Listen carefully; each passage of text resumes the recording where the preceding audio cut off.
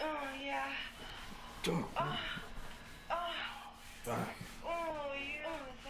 Hey! Whoa! Cross across, man. What are you... Look, I need to talk to you about something. Now, you psychopath, man? I'm in the middle of something. I found this article. It's the answer to everything you ever wanted to know. Oh, yeah, the answer to a question that I clearly did not ask Yeah, you. okay. Have you heard of arousal addiction? Nope. It's the demise of guys, okay? Look, you know how I haven't had sex in over a year? It's the 12th already? It's the 15th. You know how you couldn't get it up with Danielle last summer? Well, this is why. Alright, you have me. It's this porn, man. It's all this freaky, hardcore shit we infect our brains with. Here, let me see this. No, come on, it's fine. Come on. Relentless vibrator dominates? Wild kitchen sex with teens? Busty, mature bathroom bitch? Dude, this is not natural. No, it's not. But, don't act like you don't gotta do what you Oh no, I do. Believe me, I do. Every free waking minute. But, we all do. And that's the problem. So what, are you Mormon now? There's nothing No, wrong I'm not. with... No, look. Your brain on porn. Okay, well, I'm gonna get pants on. I think. No, listen to this. Evolution has not prepared the human brain for porn. In a single session with all these tabs open, you can experience more sexual partners in one session than your ancestors did in a lifetime. Hell yeah, evolution, bitch. No, it's a bad thing. Look, they did this study. Say you had a male rat, right? And you dropped him in a cage with a receptive female. What would happen? They fuck. Right. And eventually he gets tired, and so even if she's still willing, he's depleted. But if you replace that first female with a new one, he'll immediately struggle to fertilize her. And they found that you can do this over and over again until the male rat's pretty much dead. You can't blame a rat for trying to plant a seed, That's what I do. It's what gardeners do. It's how you make a living sometimes. It's a natural instinct to a new mate.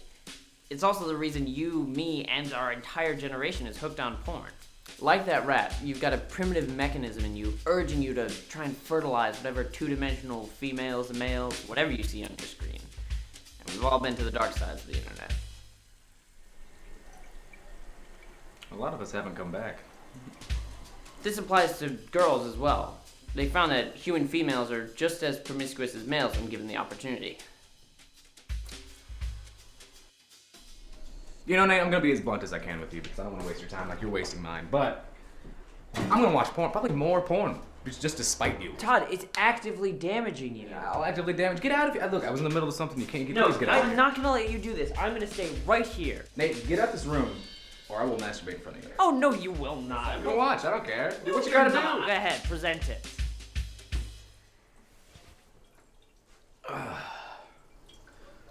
Your move. All these sexual urges come from a neurochemical called dopamine, and it activates the most basic part of your brain, the reward circuitry. No, I've learned about this dopamine before. It's like crack, heroin, all that good stuff. You cannot possibly compare porn to heroin. Actually, you kind of should. See, dopamine is all based on two things, surviving and expanding your gene pool. Eating high-calorie, high-fat foods like chocolate cake give you a big old dopamine splash. Celery, not so much. But an orgasm is the biggest release available. The problem is we're overloading our systems and basically hot-rodding this whole thing to run faster. But actual good feelings come from a different type of chemical called opioids. Dopamine is wanting something, opioids are liking something. The issue we run into is with the ratio. See, dopamine's way more powerful than opioids, so we seek out stuff way more than we're satisfied by it. Dopamine thrives on novelty. A new car, new iPhone, new camera equipment, all of that gives you a big old dopamine surge, but as soon as it gets old, it tapers right off. It's like with those Coolidge effect rats we were talking about. With the same female, the male gets less and less satisfied each time. Humans are the same way. Yeah, but look at this. Offensive? Eventually, as this craving compels you to watch more and more porn, your overstimulated reward circuitry rebels. Your nerves are bombarded with dopamine and they start to numb up and they can't produce the same pleasure response as before. It's like if someone were to scream in your ear. Exactly, you'd cover your ears. And then when your nerves are bombarded like that, they cover their ears. And so you're hooked because nothing's interesting to your brain anymore. And you'll be hypersensitive to anything remotely porn related. This mechanism will have your reward circuitry buzzing at just the hint of porn use, but then less enthused when it comes to the real deal. It's basically ED.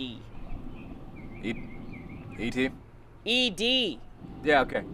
I mean, yeah, I've seen it.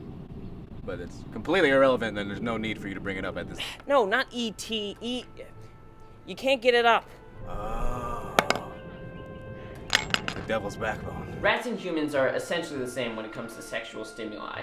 There are these researchers in Australia who did a study with a bunch of males, human males, where they showed them the same erotic film over and over again and measured their subjective reports and their penises to get a feel for their level of arousal. What they found was, as you show the same movie over and over again, they just totally get disinterested. Basically, the same old gets boring. However, after the 18th viewing, they introduced a new film that none of them had ever seen before, and immediately, both the reports and the measurements of their penises just went straight up. Now, this indicates their dopamine was going up because of the novelty, but that novelty is available instantly on the internet. It's what scientists are calling a supernormal stimulus. That's what I call unfinished penis. How so? But it's quite simple, really. So you build a tolerance like booze or happiness. Exactly, and people are always looking for a bigger fix to get the same effect. It's the only reason why we keep moving towards new directions. You mean new directions? Yes. A lot of users will start out by watching what's considered ordinary, vanilla sexual conduct, but when that's not satisfying to them anymore, they'll seek out something unconventional, because it's the only thing that gets them that excitement. In fact, a lot of users will seek out what's deliberately shocking to them, because if something's fear-inducing or forbidden, combined with that sexual feeling, it gives a much bigger chemical kick. Are those mine?